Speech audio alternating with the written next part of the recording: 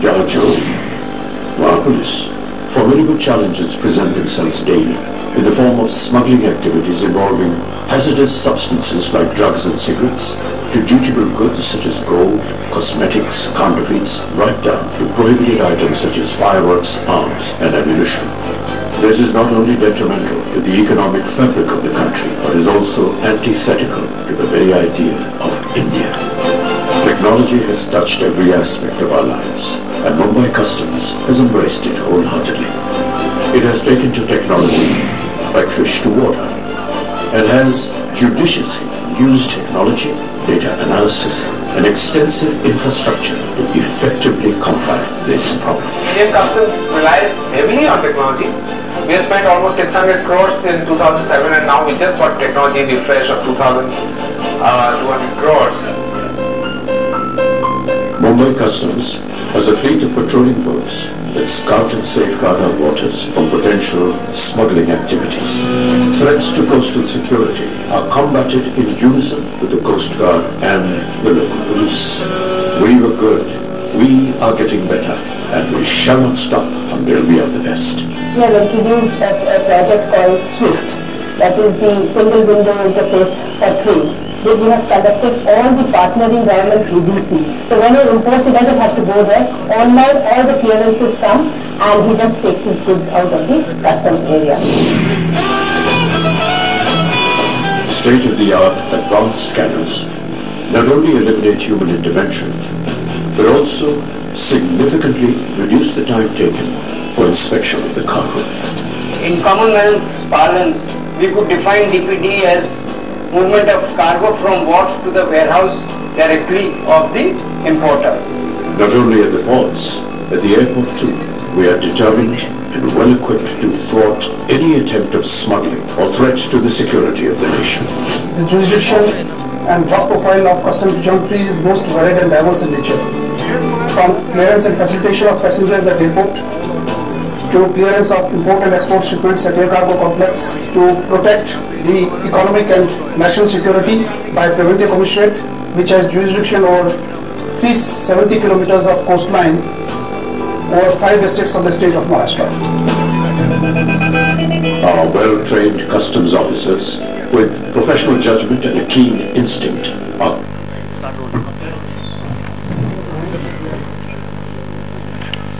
light आपका light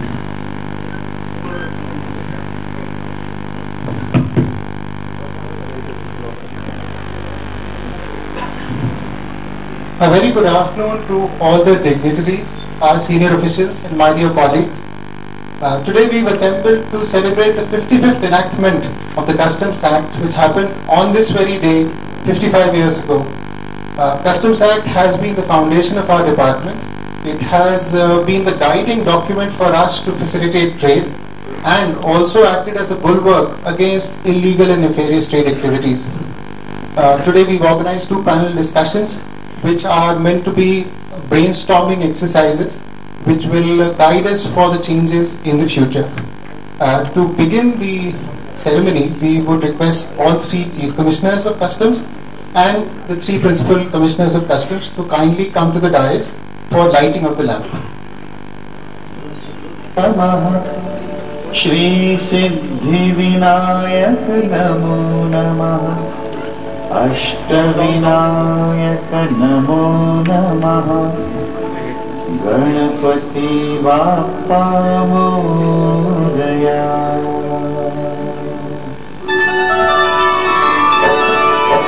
Om Ganganapataye Namo Namaha Shri Siddhi Vinayak Namo Namaha Ashtavinayak Namo Namaha Ganapati Bappa Modaya. Om Ganganapataye Namo Namaha Shri Siddhi Vinayak Namo Namaha Ashtavinayak Namo Namaha Ganapati Bappa Modaya.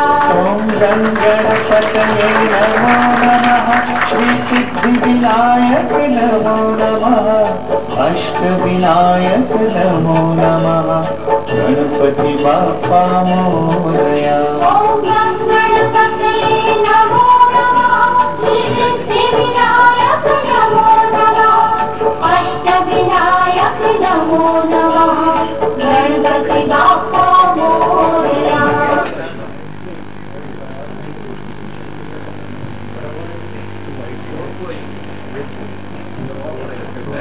Now I would request Chief Commissioner of Customs, Mumbai Zone 1, Shri Rajiv Tandon, to kindly come and deliver the opening remarks.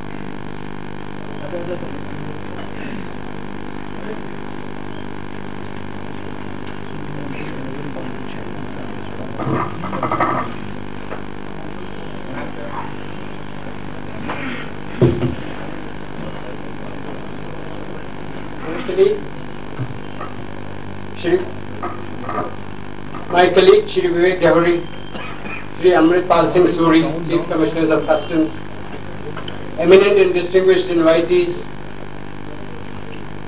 subject experts representing a vast cross-section of trade and business, representatives of chambers and commerce, industry, logistic providers, customs brokers, members of the shipping fraternity, CFSs, principal commissioners, commissioners, other senior colleagues from the department, ladies and gentlemen. Today is a very memorable day for not only all of us in the department, but also for each one of us gathered here concerned with customs clearances and various business processes associated thereto in ways more than one. A truly remarkable and glorious journey the Customs Act has had over the last 5.5 decades. This piece of legislation, enacted this day 55 years back, is one of the most vibrant and ever-pulsating laws enacted by our Parliament post-independence. The essence, structure, and the spirit of the original Act remains as live and relevant even to this day, though the Indian economy has traversed a very long distance from the immediate post-independent era to the present day of rationalized tariffs, relaxed controls, open and globalized, and then the fraudster, the startup and the well-entrenched organization. Today, from its humble beginnings, the Customs Act extends its fold over nearly 100 set of rules and regulations and has come to be associated with about 24 allied acts to aid the discharge of its core functionalities. Our society, our economic models, and even our polity have undergone multiple transitions over the last 55 years. The country has progressively surged ahead on the path of growth and development. With this, economic threat perceptions, some of the provisions of the Act may in the process have come to be rewritten.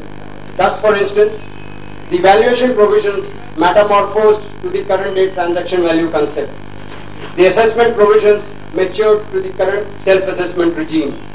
Likewise, the refund and the recovery provisions got to be rewritten to suit the current requirement. Now, Commercial and Intellectual Customs Act.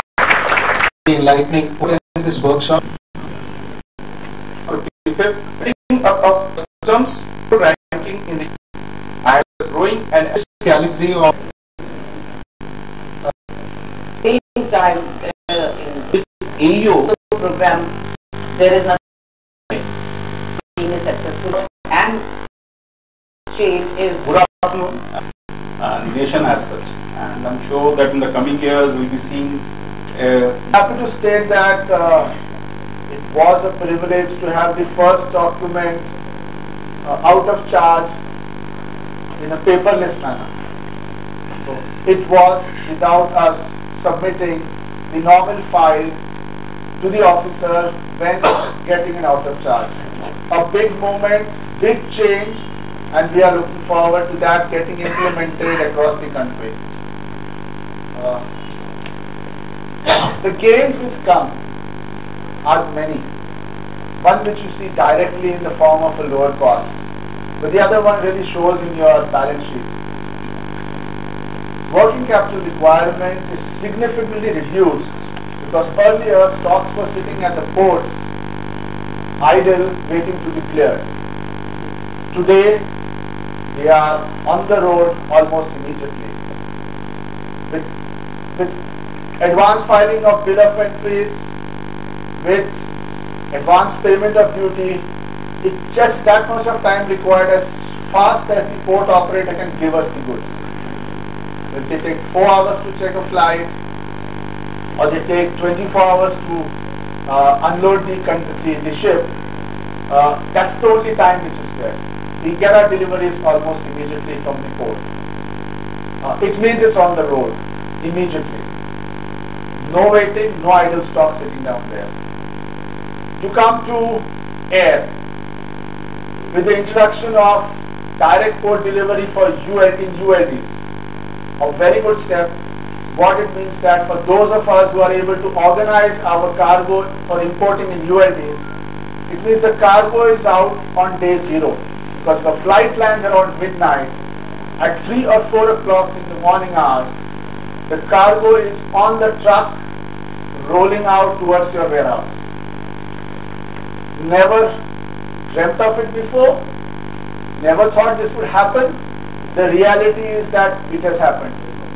And what started at one port in Delhi is now been rolled out by the airport at Chennai, and it's I guess likely to be rolled out very soon at Mumbai. It's day 0 for us if you are importing in a ULD. Significant cost reduction, yes. Just look at a situation where let's look at 3-day time and we should take it clear. We were daily sitting with a list of 150 plus consignments, which is urgent, which is not urgent, which has to move here, which has to move there, and trying to plan action around that. Today I have just 24 hours cargo. The list is so small. And what does that list say? It says, bill of entry SS, duty paid, it's just waiting for the cargo to arrive. We are chasing a very different area now. We have moved from, putting our energies in working at the port, with the port operator, with customs, to actually now streamlining the supply chain. Work a lot. If anybody happen to see the description, it's really difficult because many unwanted things will be there in the description. So, like that, the role is there on the part of the trading communities also to help us to help them. In fact, what Vimal highlighted, the poor data quality is a huge issue with any risk management system. The way forward, obviously, to everybody is e-governance. You move online, everything electronic. But the system will only work efficiently if the data quality is high. And we've seen very often, a very common example is UQCs. I mean, we have been, the customs department has been hammering it across for years to the traders that please use the prescribed UQCs. Now you will be amazed, we come across such absurd UQCs which are in terms of bags, rolls, parcels, which are just not relevant, which are not prescribed for the same goods. Now this is something which obviously then would, hamper facilitation, would get identified as a non-standard UQC. These are small things where I think the trade should also work hand in hand with customs. If we are giving an enabling procedure, they should adopt the best practices to utilize it to the best extent possible, because machine learning and system analytics or data analytics will work better only if the quality of data is super. And the ultimate enforcement mechanism here is to focus only on the very high risk consignments or the risky, let's say, traders or assessees in the system. And in doing so, we are depending on the entire data which is fed into the system through these documents. So one point which Vimal made is very important. I think this is where what I was requesting Mr. D'Souza was that the trade has to do their part in enabling this whole process also. With regard to UQC, few things I want to say. If you see the total number of UQC available in ICS is around 62, whereas the standard UQC prescribed in our customs tariff is only 11. So there are so many package codes got mixed up with the unit quantity code, like bags, bundles, boxes, crates. These are all package codes, but somehow because of the trade pressure, the ICS was forced to put package codes also as unit quantity code. That has mixed up a lot. And in fact, we have been requested to put a target the non-standard UQC. You know how much the facilitation will come down. It's more than 26%. The facilitation will just drop by 26%. So many number of bills of entry comes with non-standard UPCs. So we have requested the trade to follow the standard UPC, but many times they fail. Taking forward the issue of the protection of society, we have with us Mr. Manish Diyala. He's from Anand & Anand, a leading firm on IPR protection. Now the recent OECD study, and we had this conference of FICCI in Delhi, where they highlighted that by 2025 the counterfeit trade will generate will be of the volume of 1.3 trillion US dollars, and illicit trade is financing terrorism. This is one of the findings of OECD. Looking at that, customs role as an enforcer to protect IPR becomes even more important, and not just IPR not in terms of just the high value brands that you see, but more critically of components which are of a matter of life and death to people, whether it is medicines, spurious vaccines, or automobile parts which can be life threatening. So I'll request Manish to share his thoughts on this. Yeah, good afternoon everybody. The government nowadays is giving a lot of benefits. What I've heard from the other panelists, that the custom is coming out with a lot of benefits. So for the free trade and for the benefits, I think the governance is very, very important. And governance can be implemented by the rules, by the laws, by the notifications of the customs. So I think, keeping in mind the free trade on the one side, I think we should respect the notifications and the laws and the rules. So, because if you see the Customs Act, what we are talking about, is Section 11 is very, very important, which empowers the Customs, the Commissioner of Customs, to prohibit the importation and exportation of the prohibited goods. Now here, the prohibited goods is like, there are different clauses which are given under the Section 11 of the Customs Act. And one of the clauses which is very, very important, which covers everything, is that, any law for the time being in force, if that is violated, then custom is empowered to stop that product to coming into India or going out of India. So what we are doing as a lawyer, what I am doing, we have a lot of clients, international clients, Indian clients, and we all know the value of the IPRs. It is very important for every brand owner. So we are protecting their brands, because we all know that people generally follow those brands which are famous in the market, so they try to copy them, and they make their counterfeit products and sell in the market, and it is in the interest of the general public, keeping in mind the interest of the right holder at one side. I think for the general public, we all believe and we want that the products which we are using should be genuine. Now, what we have seen that, and I really thank to Mumbai Customs, the Mumbai Custom in India is one of the most active port where we have a lot of cases. Now, what we have seen that if we talk about a law which has to be respected, now one is that the smuggling and the counterfeiting, which is the high risk consignments, that is obviously we should stop them, because the sale proceeds of the counterfeit products are are being used to fund the terrorism activities and other things, anti-social activities, I would say.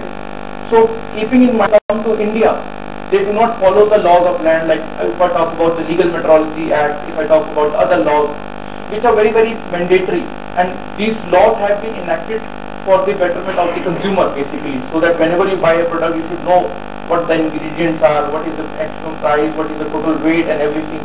So these laws are in the interest of the consumer. So I think counterfeiting and smuggling, no way, it has to be a zero tolerance policy, because this cannot be tolerated at all. But at the same time, I would say that other laws which are like, their violations are not very serious, but still they are implemented and we should respect them. So I think we should adhere to that laws also. That is Thank you very much, Manish.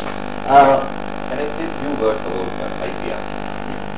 Because when we implement IPR, one of the major challenges which is faced by our officer is that, see, there is a right holder he has lodged his right with us, and based upon that we are targeting the other importers who supposed to have infringed upon the right holder. But now what happens when we interdict? Many times the right holder will not come forward to identify whether it has infringed or not. That's one problem. Number two, even after they say that yes, it has infringed, they will not take up the court case, and the goods will be simply lying. In fact, I was attending one IPR workshop of WCO. I was suggesting that if that is the case, if an importer, if he doesn't come forward to take up the court case, his rights will not be protected by customs. But unfortunately, such a law is not there. Such a law is not there. So in fact, this is what Vimal is saying is a common problem, which is across all customs ports, and there is something we've taken up with also law firms as well, that clients, the numbers will change. Of course, I must inform this entire gathering that in the new customs is there in between. The problem is the actual importer, we will not be able to allow him because this is counterfeit. You can't allow counterfeits to enter the country because that is in any case prohibited. So I agree, but the importer, the right holder has to come forward. Yeah. Ideally, if you want to come and join the, it is, I think, to me, if you ask me this question, we were talking about has to do the trade. How do so maybe not now. I know the time. So actually, because frictions. If India was created 16 times, also NRI. Do we have? It's not. Is that when we point well taken, a very red and hot.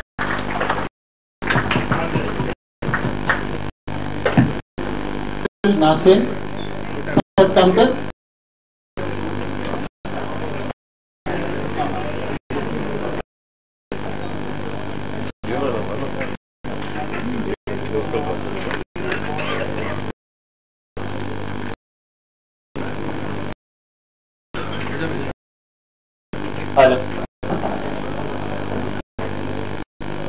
Discussion with the business, so can bring out the gap where business are destined to compare it with structural basis. The points I would mention, what, but the argument, the nation we have would like to make to integrate with window interface for facilitating our kids are there. Is the optimal use. So, of 4 million, you should handle octroi platform. Now, this means that know that you are very happy that apply.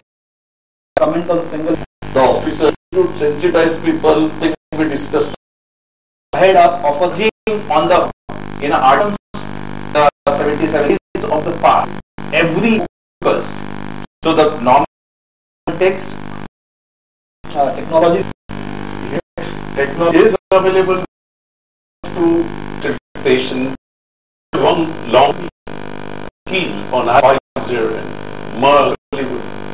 We have seen what the business 250,000 in debt, right? Because we deeply. That's where we need to. In the transportation will be defense doing. If you look at what we have a strict. And second, today this one of the meeting at least 12 hours. AU. I think, sir, we are to participate.